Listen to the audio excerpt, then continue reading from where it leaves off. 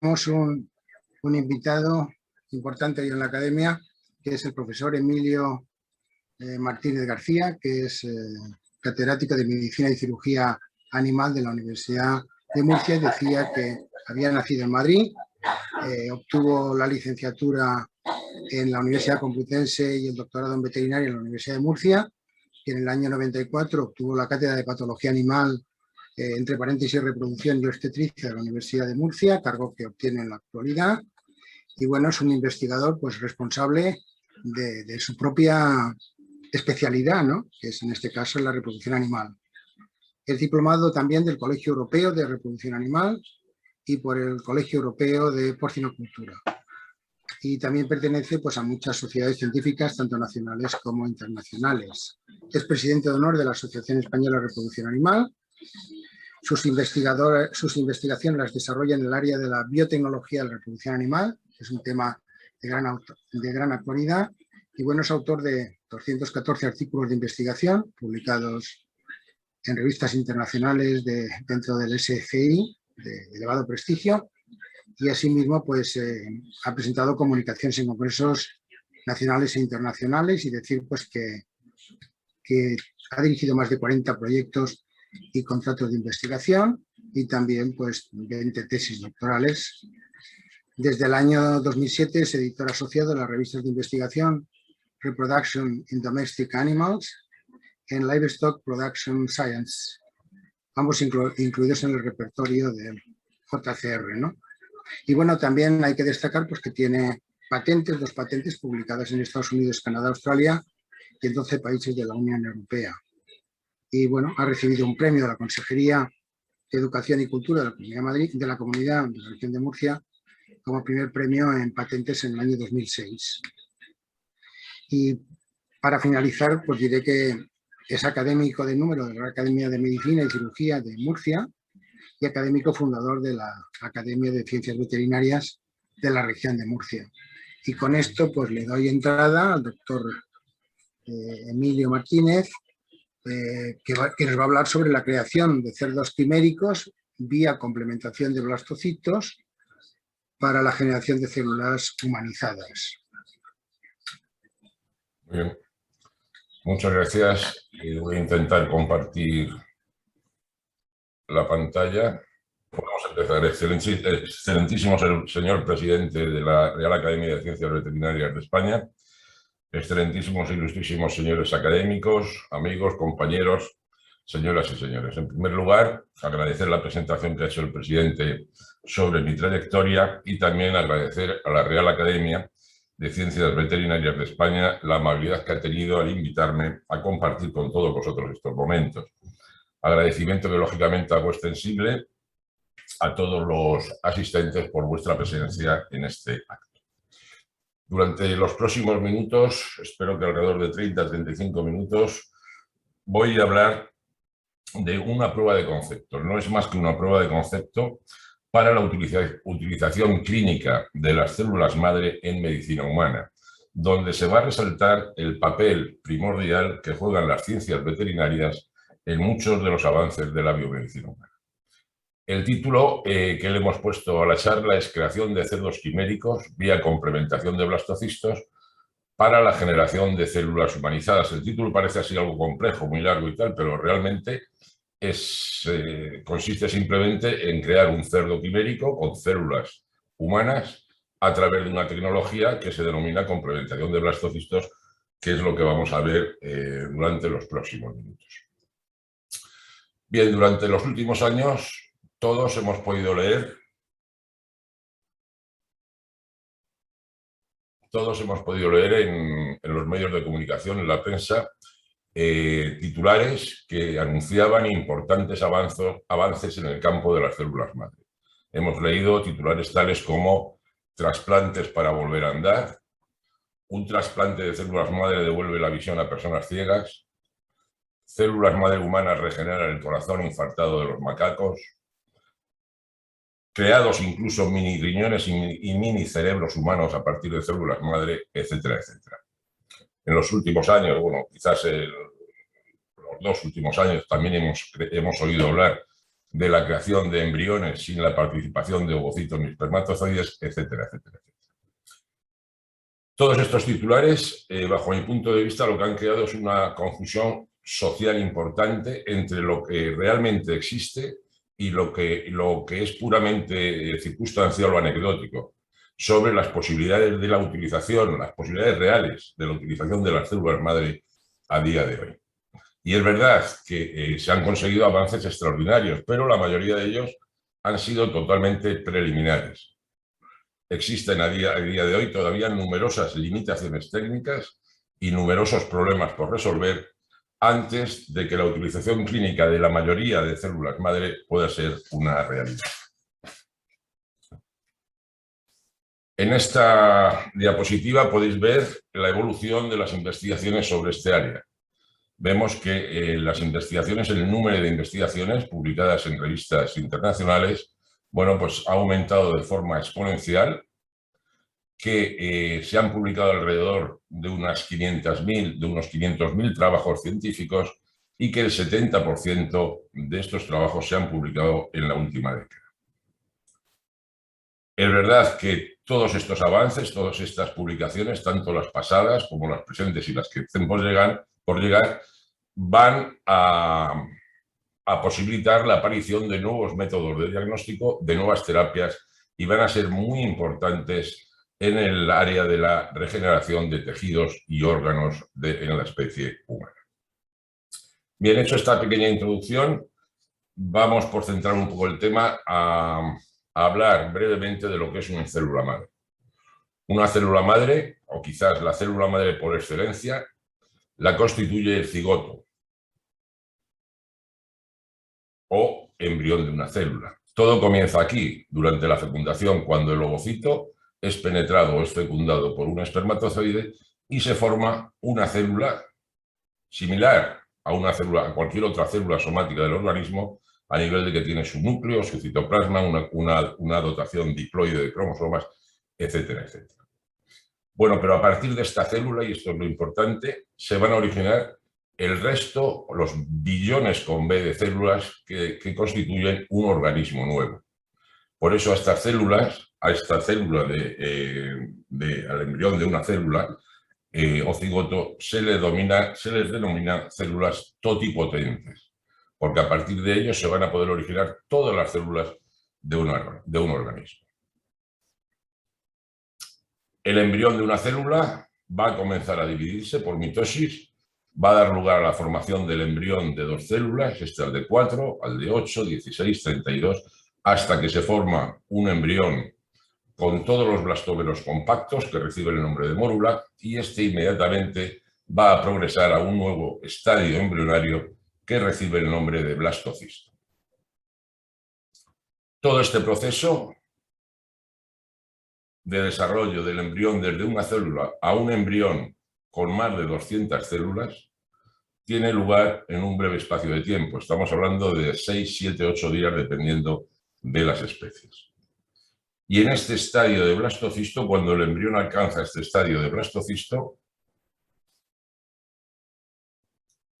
voy a poner el puntero láser. Cuando el embrión alcanza este estado de blastocisto, aquí por primera vez se pueden distinguir, se pueden diferenciar netamente dos tipos distintos de células. Unas células que están en la periferia, que constituyen las células del trofoblasto, y que a partir de estas células se va a originar el corion, la placenta fetal, y otras células que normalmente están polarizadas, que constituyen la masa celular interna. Son estas que estoy señalando aquí, o en esta imagen in vivo está el manchurrón, este manchurrón negro que se ve en este polo del embrión. Bueno, pues estas células de la masa celular interna son las que van a dar lugar, durante la implantación y durante el desarrollo fetal posterior, al resto de las células del organismo nuevo. Células nerviosas, células musculares, células pancreáticas, etcétera, etcétera. Pero estas células ya no son totipotentes porque no van a poder originar las células del corion. Por eso se dice que son células pluripotentes. Todo este desarrollo que hemos visto, que se da en condiciones fisiológicas, primero en el oviducto y luego en el útero del animal o de la hembra, también lo podemos desarrollar in vitro, en placas de cultivo. Podemos desarrollar un embrión de una célula, un cigoto, y podemos obtener el blastocisto resultante. Y más aún, al cabo de esos 5, 6, 7, 8 días, estos blastocistos podemos extraerle la masa de células internas, esas células pluripotentes, que son las células madre pluripotentes, las podemos aislar, las podemos mantener en cultivo durante periodos indefinidos de tiempo y luego las podemos diferenciar en el tipo de célula que nos interese. Células nerviosas, células cardíacas, células pancreáticas, etc. Para utilizarlas en terapia celular. ¿Cuál es el problema de estas células madre pluripotentes, estas células madre embrionarias pluripotentes? Primer problema que hay es problemas de histocompatibilidad de estas células que se derivan con las células del paciente, con el organismo del paciente, ya que proceden de un embrión. En segundo lugar, y este es un problema general para prácticamente todas las células madre, la posibilidad de introducir en el paciente células madre indiferenciadas que queden en la población. Una vez que las hayamos diferenciado, es posible que queden células pluripotentes indiferenciadas y estas células pluripotentes producen teratomas. Es una de las características de la pluripotencia, producir teratomas cuando se inyectan en roedores. Entonces tenemos que estar muy seguros cuando realizamos o cuando se vaya a realizar una terapia celular de que en la población que estamos inyectando o que estamos administrando no existan células madre indiferenciadas. Y el último problema, y no por ello menos importante, es la gran cantidad de problemas éticos y morales como consecuencia de que en definitiva estábamos destruyendo un embrión, en este caso un embrión humano, y todas las consecuencias negativas que puede traer eso desde el punto de vista ético y moral.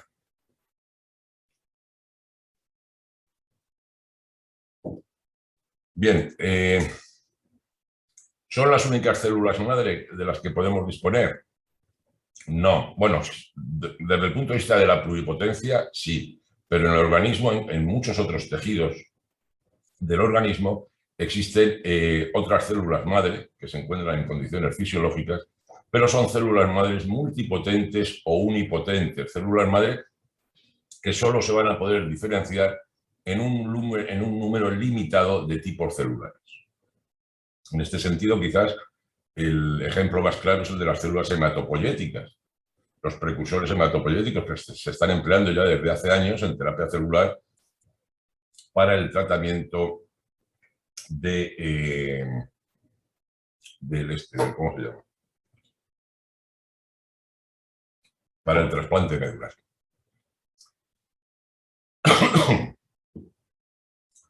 Bien, nosotros nos vamos a centrar hoy en las células madre pluripotentes. La mayoría del resto de las células madre, bueno, pues tampoco se están utilizando a nivel clínico. Sí es verdad que algunas, por ejemplo, la mesenquimatosa, ya hay alguna investigación en desarrollo en forma de ensayos clínicos, pero vamos a centrarnos, digo, en el tema de las células madre pluripotentes. Hemos dicho que hasta ahora eran las células de la masa celular interna del embrión. Bien, decía que quizás uno de los avances más notables de los últimos años ha sido el descubrimiento por el grupo del profesor Yamanaka, que consiguieron reprogramar células somáticas adultas, células de un organismo adulto, células que ya estaban diferenciadas, mediante la utilización de 4 genes, las consiguieron reprogramar y transformarlas en células pluripotentes. Fijaros bien, una célula de la piel, incluso una célula del pelo, podía ser reprogramada, indiferenciarla y convertirla en pluripotente. Y a partir de esta célula, que antes era de la piel o del pelo, ahora se va a poder diferenciar en cualquier tipo de célula del organismo. Estas células pluripotentes, esto fue un gran hallazgo, se denominan células pluripotentes inducidas o IPS cells, IPS las vamos a llamar a partir de ahora. Ya digo que en el ratón lo consiguieron en el año 2006 y en el año siguiente lo consiguieron en la especie humana. Bueno, la importancia de este descubrimiento fue tan enorme que le mereció el Premio Nobel de Fisiología y Medicina en el año 2012.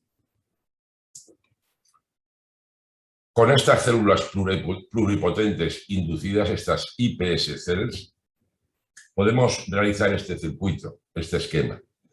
Podemos obtener células de un paciente, cualquier tipo de célula nos vale, células somáticas, las podemos aislar, podemos reprogramarlas mediante la utilización de los genes de Yamanaka, transformarlas en células pluripotentes inducidas y a partir de aquí diferenciarlas in vitro en el tipo celular que nos interese, células pancreáticas, células cardíacas, etc. Y estas células las vamos a poder utilizar en terapia celular para tratar determinadas enfermedades, en realizar distintos ensayos farmacológicos, ensayos de toxicología, por ejemplo, o como modelo de algunas enfermedades.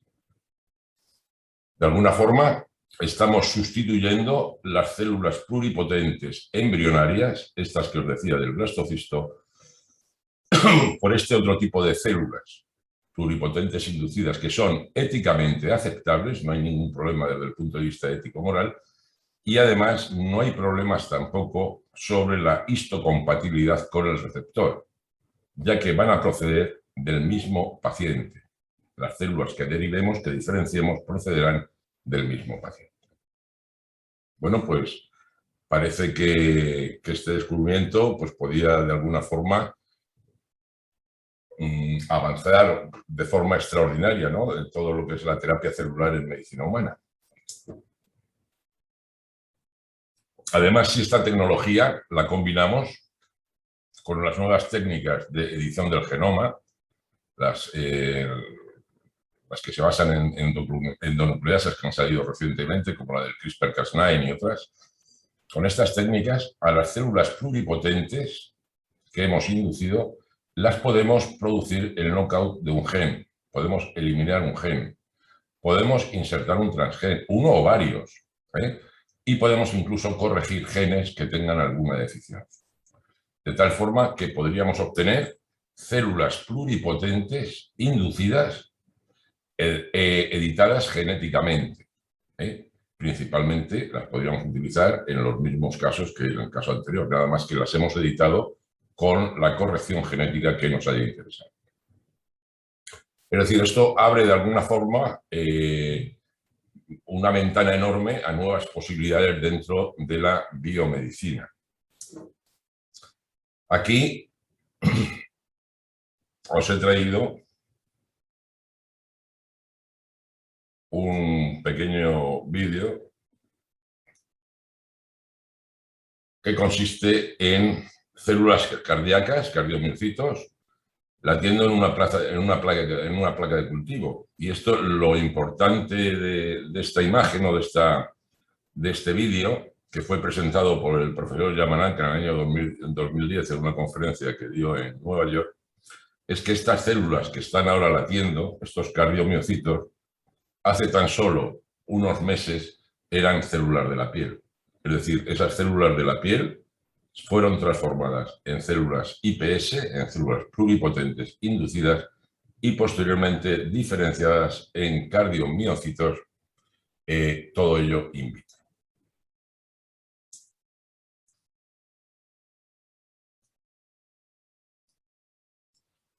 Aparte de cardiomiocitos, las células iPS se han diferenciado en multitud de células.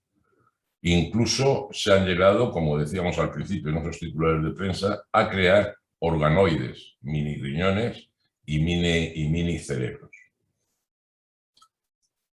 Sin embargo, existen algunos factores que impiden de momento la progresión de estas investigaciones. Cuando estas células se diferencian in vitro, cuando diferenciamos las iPS in vitro en cualquier célula que queramos, las células resultantes son funcionalmente inmaduras, es decir, no van a funcionar como las células normales, son inmaduras. Y por otro lado, lo que hemos comentado anteriormente, es posible que estas células diferenciadas puedan generar tumores, no por las propias células en sí, sino por lo que hemos dicho anteriormente, de que en la población todavía pueden permanecer células IPS indiferenciadas que estas sí, al ser pluripotentes, pueden inducir la formación de terátonos. Por lo tanto, hasta que en los métodos in vitro de diferenciación de estas células IPS no avancen, bueno, pues el tema está un poco parado en este sentido. Y por eso surgió la idea, que es la prueba de concepto de la que os voy a hablar, surgió la idea de decir, bueno, si la diferenciación in vitro de estas células no funciona, ¿qué pasaría si la diferenciación la realizáramos in vivo? Es decir, dentro de un embrión. Y aquí surgió el proyecto o los proyectos sobre generar células funcionales a partir de IPS mediante el sistema de complementación de blastocistos interespecie.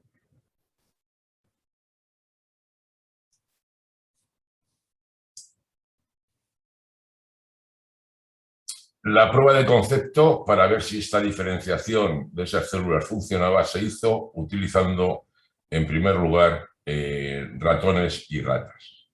El experimento realizado, varios grupos, 2 o 3 grupos de investigación coincidieron en el tiempo, pero los resultados fueron similares en todos. La prueba de concepto consistió en lo siguiente.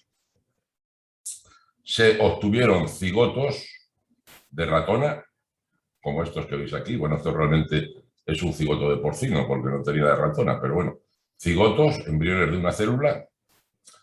A estos cigotos se les realizó el knockout de un gen. En concreto se eligió el gen PDX1. ¿Por qué? Porque es el gen que va a producir el desarrollo del páncreas. El páncreas depende prácticamente al 100% de la existencia de este gen.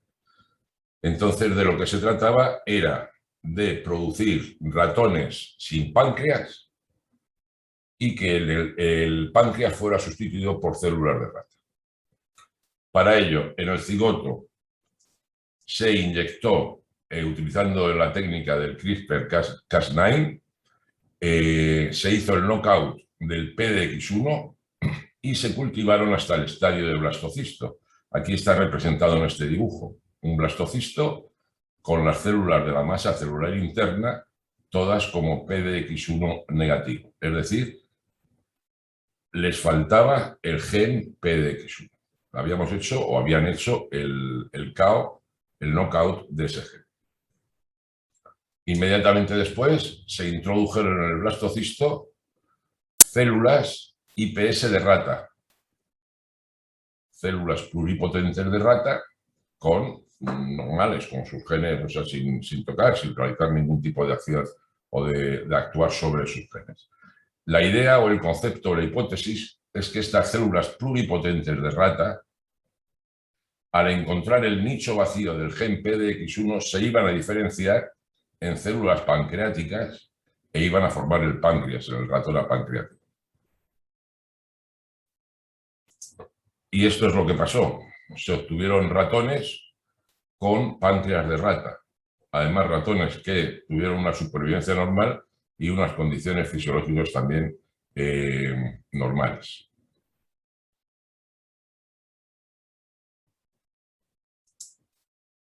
Aquí podemos ver, en estas diapositivas que son de uno de esos trabajos, en el tipo salvaje, o sea, el ratón sin ningún tipo de ratón normal, control, podemos ver que está el páncreas, señalado aquí en amarillo.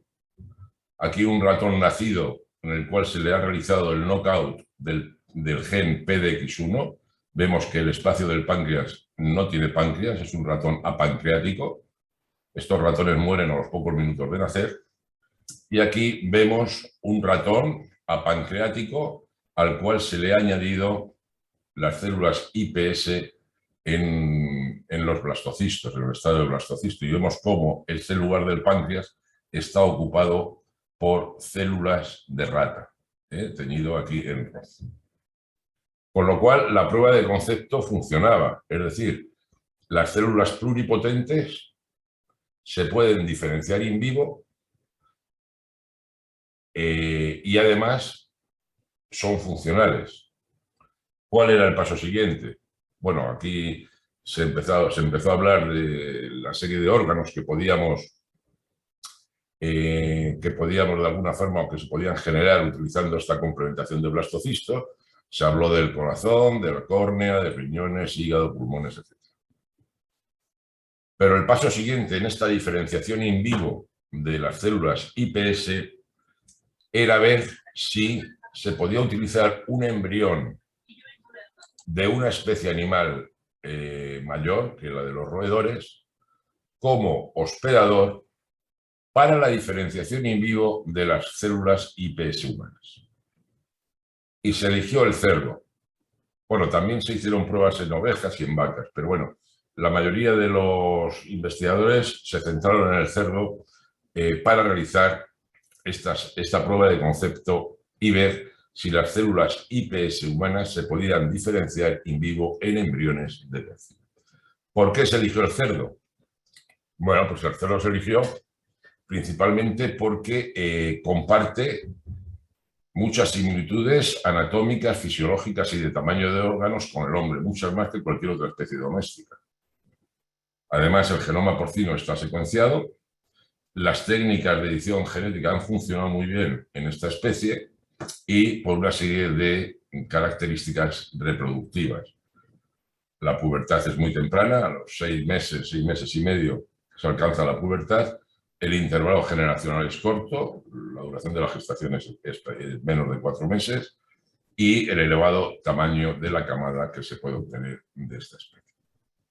Por lo tanto, se considera el cerdo como una especie ideal para las investigaciones biomédicas y en nuestro caso pues lo consideramos ideal para realizar las pruebas estas de concepto sobre la diferenciación de in vivo de las células IPS humanas. Y aquí tenéis el esquema de los trabajos de investigación que estuvimos realizando durante algún tiempo en colaboración con el doctor Juan Carlos Ispizúa del Instituto Salk de California.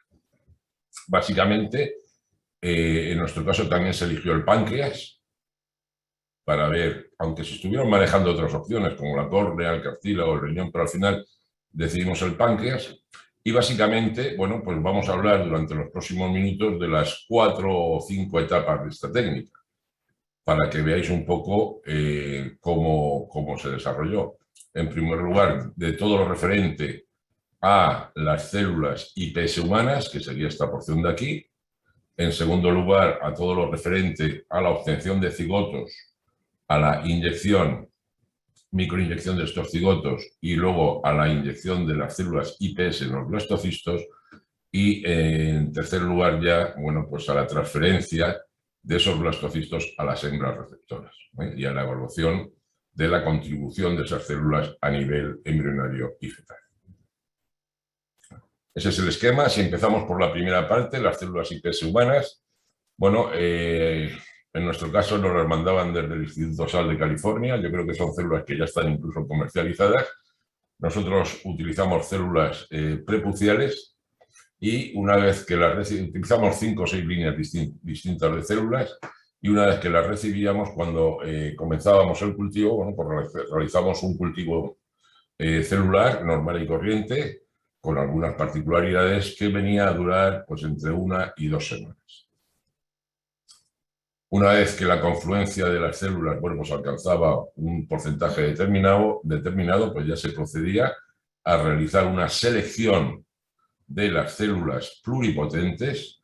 Esto se hacía de una forma por métodos inmunológicos. Mirad en esta fotografía de aquí, en esta imagen, vemos las células IPS sin seleccionar y aquí una vez seleccionada vemos que sobre todo a nivel de tamaño y morfología son todas mucho más parecidas.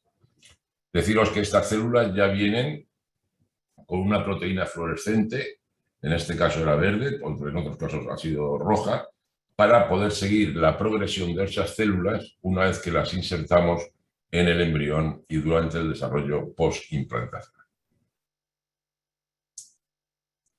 La segunda etapa, o paralelo a esta etapa de cultivo in vitro de las células, o de cultivo celular de las células iPS, está la obtención de cigotos. Necesitamos cigotos. Los cigotos en porcino se pueden obtener de dos formas, o bien in vitro o bien in vivo. In vitro mediante técnicas de fecundación in vitro e in vivo mediante la utilización o la realización de laparotomías, de cirugías en cerdas previamente inseminadas. En el primer caso, la obtención de cigotos in vitro, bueno, pues tiene una serie de limitaciones importantes. En primer lugar, la fecundación in vitro en porcino da altos niveles de polispermia, es decir, que los ovocitos van a ser penetrados por más de un espermatozoide. Y estos cigotos polispórmicos, aunque pueden desarrollarse hasta blastocisto, sin embargo, luego ya no van a ser capaces de progresar más allá. Esto es un inconveniente. Otro inconveniente es que la formación de blastocistos también es baja in vitro, alrededor solo del 30 al 40%, y quizás el mayor inconveniente es que la calidad de estos blastocistos, bueno, pues es muy inferior in vitro a aquellos cuando se obtienen in vivo. Por eso, por estas razones, la mayoría de los grupos han preferido o prefieren utilizar cigotos obtenidos in vivo, y aquí nos encontramos con el siguiente inconveniente o la siguiente limitación. Bueno, en primer lugar, estos cigotos tienen una calidad magnífica, excelente, pero la limitación es la ventana temporal escasa de la que disponemos para obtener esos cigotos desde el oviducto de la cerda. Fijaros bien, desde que se produce la fecundación, la penetración, el contacto del ovocito con el espermatozoide, hasta que el embrión se divide al estadio de dos células, transcurren aproximadamente unas 18 horas. Si tenemos en cuenta que la formación de los pronúcleos, una vez que el espermatozoide penetra en el interior del ovocito, es de aproximadamente 6 horas, disponemos de un espacio de alrededor de 12 horas para obtener cigotos en el momento de desarrollo que nos interesa. Claro, podéis decir, bueno, pues 12 horas es tiempo suficiente. Bueno, sería tiempo suficiente si todas las cerdas ovularan en el mismo momento. Pero sabemos que existe una gran variabilidad individual en cuanto al momento de la ovulación. Una variabilidad individual que puede ser más allá de 24 horas de unas cerdas a otras. Y además, existe también una variabilidad importante en cuanto al momento de la ovulación entre diferentes explotaciones, entre diferentes granjas porcinas. ¿Por qué? Bueno, pues porque el momento de la ovulación está determinado básicamente por el inicio del celo. Y el inicio del celo hay que diagnosticarlo.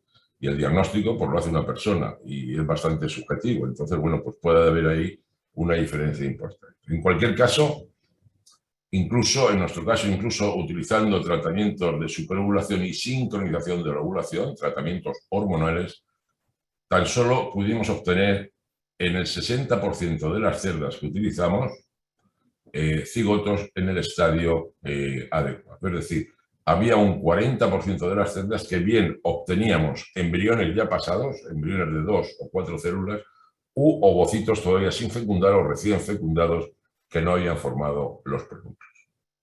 Esto es una limitación porque es una pérdida bastante importante de animales y de tiempo, claro.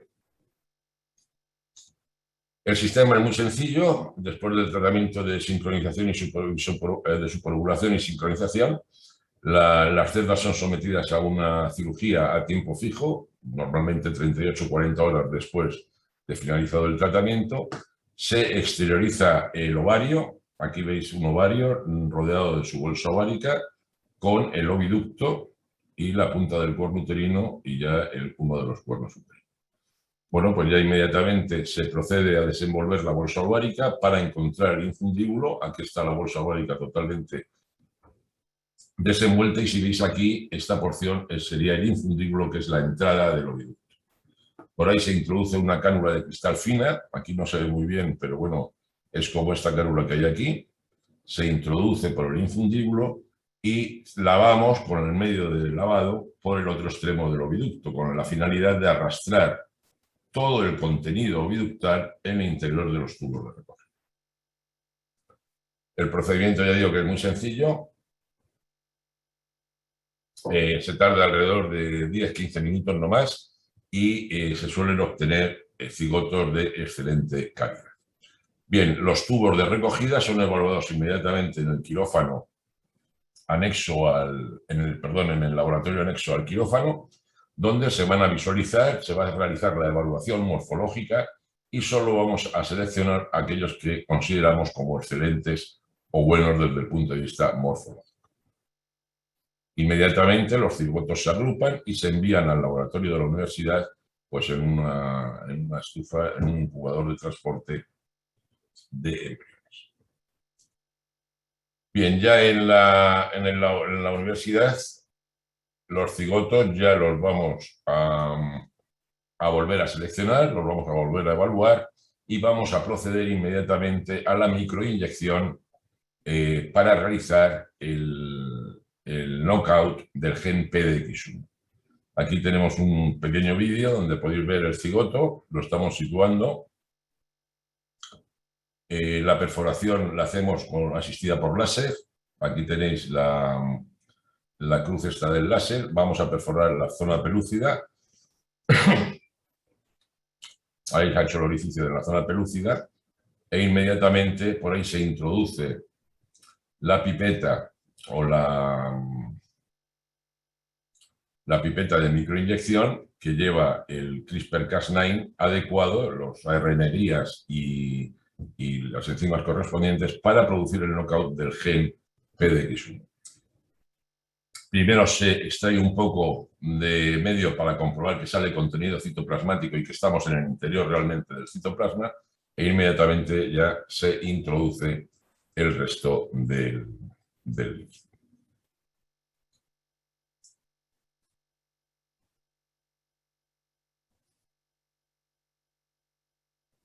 Bien, estos embriones, una vez que les hemos hecho el knockout, los ponemos a cultivar. A las 24 horas evaluaremos los que se han dividido en 2, 4 células y luego los seguiremos cultivando estos hasta el día 6 o 7 que alcancen el estadio de blastocisto. A ver. Bien. Normalmente, alrededor del 65%, lo cual no está nada mal, de los cigotos microinyectados alcanzan el estadio de blastocisto, lo cual es un número, es un porcentaje bastante aceptable. En los controles es alrededor de 20 puntos por encima, pero bueno, aquí tenemos que tener en cuenta que son embriones que de alguna forma han sido micromanipulados y se les ha inyectado una sustancia adecuada. Vale. El paso siguiente, una vez que ya estos cigotos han llegado hasta blastocisto, los vamos a seleccionar. Paralelamente tenemos ya preparadas las células iPS humanas, las tenemos seleccionadas e inmediatamente se va a proceder a la introducción de estas células iPS humanas en el interior de los blastocistos que vienen editados genéticamente. Normalmente se tiene que hacer otro orificio en la zona pelúcida y una vez que se ha hecho el orificio aquí, bueno, pues se introduce la micropipeta que lleva las células humanas iPS seleccionadas en el interior del blastocele de ese blastocisto. Normalmente se introducen entre 4 y 10, pero bueno, tampoco hay ninguna prueba clara que te indique el número de células que debes utilizar. Esto habría que estudiar. Bien, y esta es la imagen. Los blastocistos, una vez microinyectados con las células iPS humanas, se dejan aproximadamente entre 4 y 24 horas en cultivo para conseguir que esas células de alguna forma se integren dentro de las células porcinas, dentro de la masa celular interna del blastocisto porcino. y ya inmediatamente después de ese tiempo de cultivo estos blastocistos se van a transferir a las celdas receptoras. Las transferencias se realizan por vía quirúrgica. Normalmente utilizamos entre 30 y 40 blastocistos y los vamos a depositar en el mismo lugar del cuerno uterino que deberían estar estos blastocistos en condiciones fisiológicas.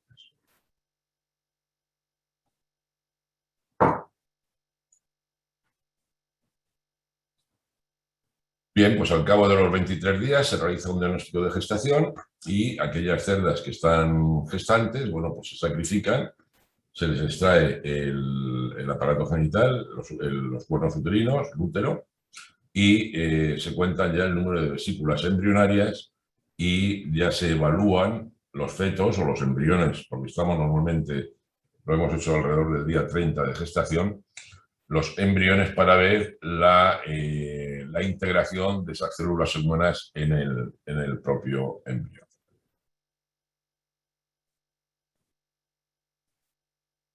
Aquí tenéis, pues,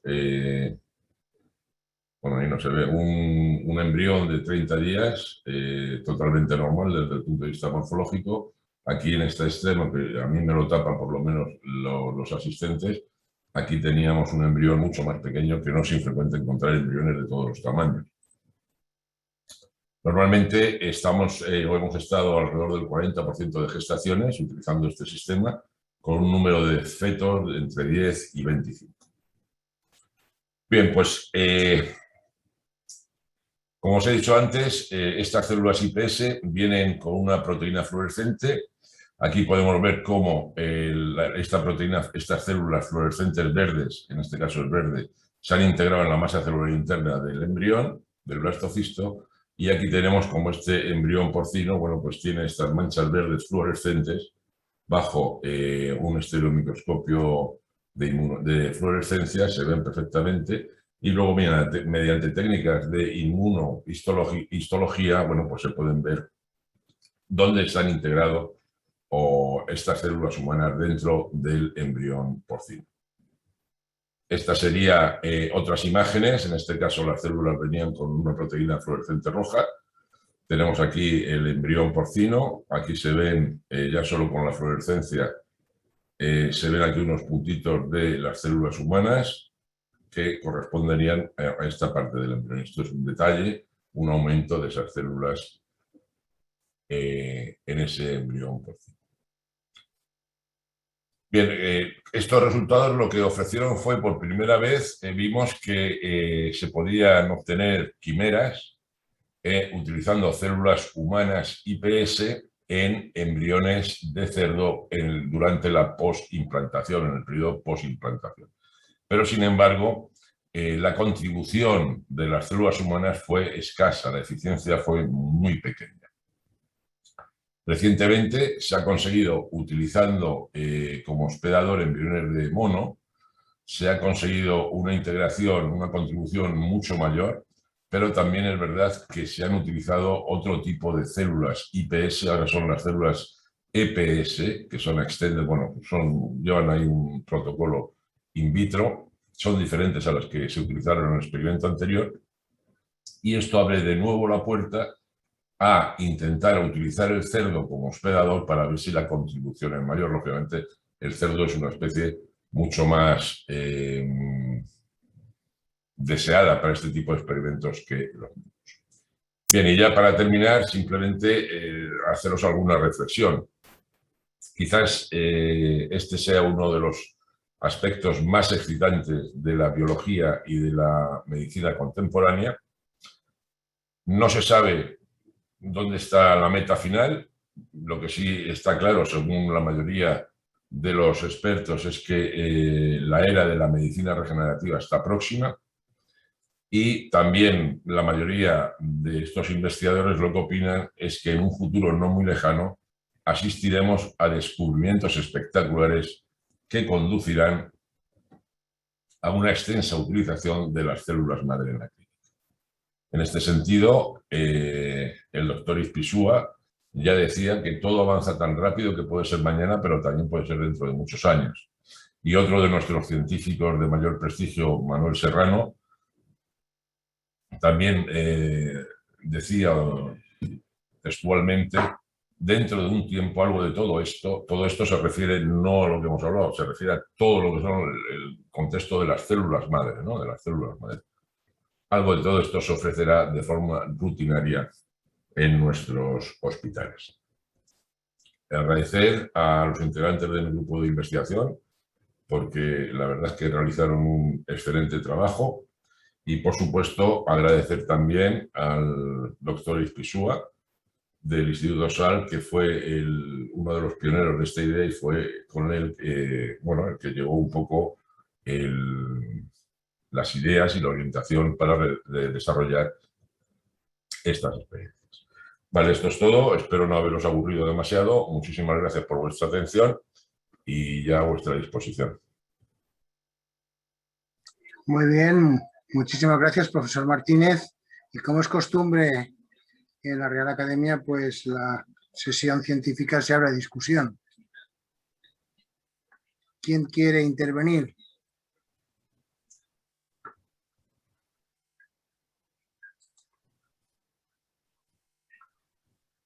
Yo, mis felicitaciones, soy Raúl Sánchez. Raúl, Emilio. doctor Raúl Sánchez, sí. Hola, ¿qué hay? Mis felicitaciones porque la charla ha sido espectacular, me ha encantado.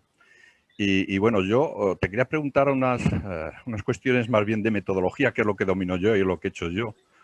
A ver qué opinas tú, Emilio. Y hablabas, hombre, lo interesante es que se hubiesen hecho a través de embriones sostenidos in vitro, porque resultarían más económicos, pero como bien dices, pues tiene muchísimas limitaciones. Entonces, todo lo que se ha trabajado en fecundación in vitro se puede utilizar en alguna metodología, porque es que estas limitaciones realmente le dificultan para trabajar en fecundación in vitro. ¿Qué opinas de eso, Emilio? Sí, hombre, vamos a ver, mira, para nosotros y para casi todo el mundo es mucho más fácil hacerlo in vitro que en vivo, está claro. Necesitas mucha menos gente, menos personal cualificado pero claro, ¿sabes qué pasa? Que con un tema de estos que es tan costoso y es tan complejo, el emplear una materia prima que sabes que no es de buena calidad, pues claro, te echa un poco para atrás, ¿no? Dice, bueno, es que voy a utilizar unos blastocitos, bueno, primero unos cigotos que no sé ni tan siquiera si son cigotos buenos o son cigotos polipérmicos. In vivo sabemos que el 99% de los cigotos que obtengas van a ser monospérmicos, no vas a tener problemas. Entonces, claro, yo creo que compensa hacerlo in vivo, pero claro, sabes, para hacerlo in vivo también tienes que tener las instalaciones y tienes que tener el personal. O sea, esto creo yo, en una instalación experimental sería muy difícil de realizar. Nosotros utilizamos, tú la conoces, Agropor, una explotación porcina comercial, 9.000 cerdas. Oye, que el lunes que viene vamos a utilizar 15, 20 cerdas, lo que te dé el tiempo que tardes en hacer las cirugías. Pero puedes sacar 400, 500 cigotos buenos en un día. Pero porque tenemos esa posibilidad. Si no la tuviéramos, posiblemente hubiéramos ido a hacer algo in vitro. Aunque ya digo que parte de una materia prima, vamos a llamarle, pues que no es muy adecuada, claro. Y luego otra pregunta sería, lo que es la transferencia de los embriones, lo que es, en vez de hacer la transferencia vía quirúrgica, por sondas, yo sé que habéis trabajado algo en eso, ¿cómo lo ves tú? A través de sondas. Te digo más o menos lo mismo que te he dicho con lo del in vitro. La vía quirúrgica es mucho más segura, porque lo primero es que vas a hacer una mini laparotomía y lo tercero es que vas a introducir los embriones en el lugar exacto donde estaban en condiciones fisiológicas, en la punta del cuerpo uterino. Cuando tú lo haces por vía no quirúrgica, tú introduces la sonda, no sabes dónde estás. Puedes estar en mitad de un cuerno, pasado del cuerpo del útero, en fin, que estás ahí, que los dejas un poco al azar, ¿no? Entonces, por seguridad, en este caso, se utilizó siempre la vía quirúrgica, pero fue por seguridad. Después de todo el trabajo que llevas hecho, no vas a fastidiarla al final a jugártela, efectivamente, ese es el tema. Pues muchísimas gracias, Emilio, y enhorabuena. Gracias. Gracias, Raúl, gracias. Ha pedido la palabra el doctor Alejandro Córdoba, de la Academia de México. Buenas tardes allá y muchas felicitaciones. Me uno también al doctor Emilio Martínez y me da mucho gusto verlo, aunque sea de aquí, de México. Acá todavía es buenos días. Me alegro de verte. Bueno, no te veo, pero me alegro de verte. Sí, igual a mí me da mucho gusto verle y lo por este manejo que tienen este equipo de usted que dirige con Jordi y todos los demás ahí de la Universidad de Murcia. Pues muchas felicitaciones y nada más tengo una pregunta. Según sus experiencias que ustedes tienen en el manejo de células, de todo el trabajo que han hecho en porcino, de conservación de semen, fecundación in vitro, ¿como para cuándo en tiempo, diríamos, se tendrían esas posibilidades de tener órganos reproducidos en animales para que sean, diríamos, transferidos a humanos?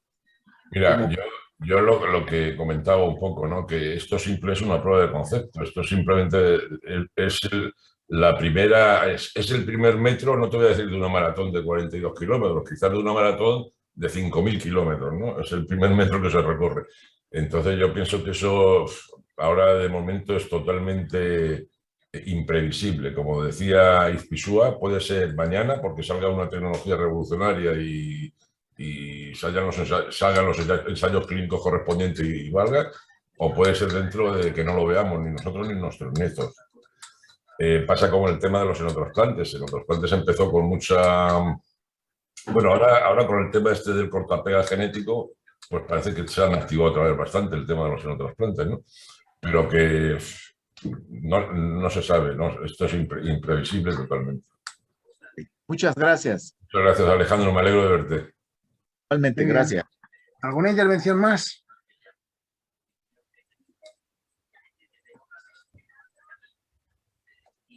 Hola. Sí, Pablo Bermejo. Hola, sí, tengo una pregunta.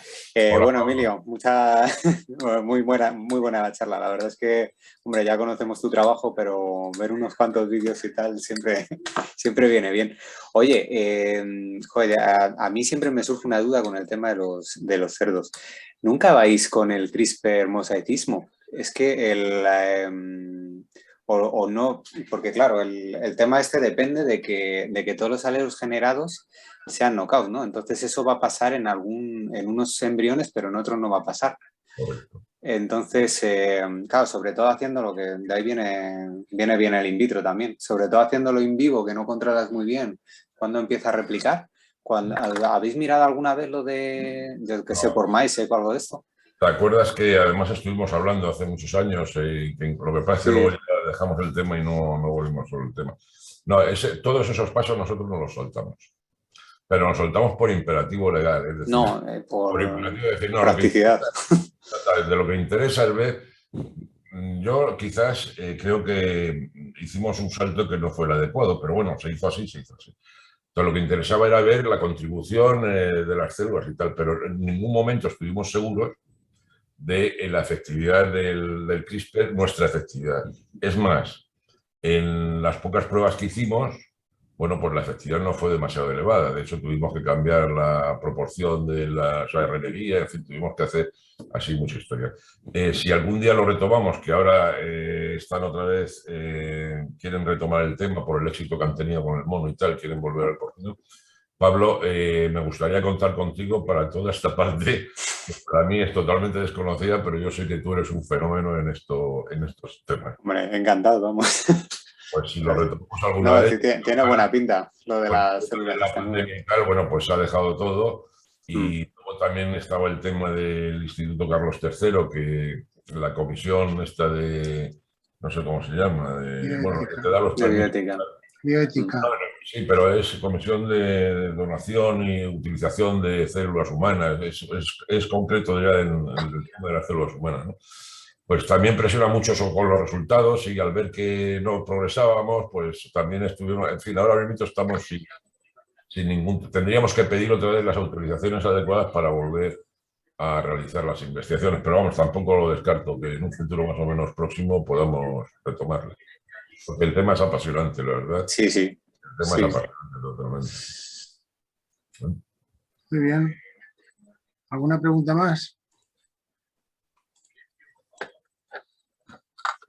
No veo. Doctor Pedro Guillén. Doctor Pedro Guillén.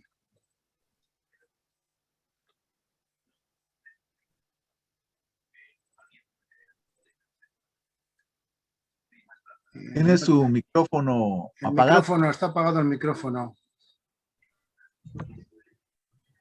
Está hablando, pero tiene el micrófono apagado.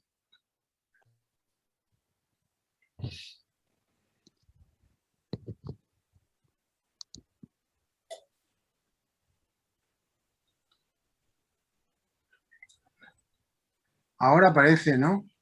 Parece que tiene ya. Ahora, ¿no? Sí, ahora Parece lo tiene activado. lo tiene activado, sí. Pero no se le oye.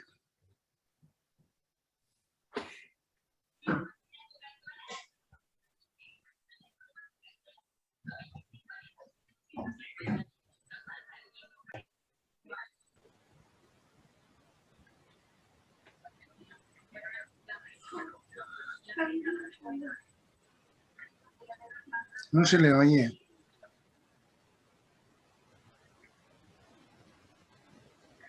Es una pena. ¿Alguien más quisiera participar? Bueno, pues si no es así, pues a mí me gustaría pues sumarme a las felicitaciones. Creo que ha sido una conferencia magnífica. Una conferencia que le ha diferenciado de otras que se han dado en esta academia, por lo tanto ha sido una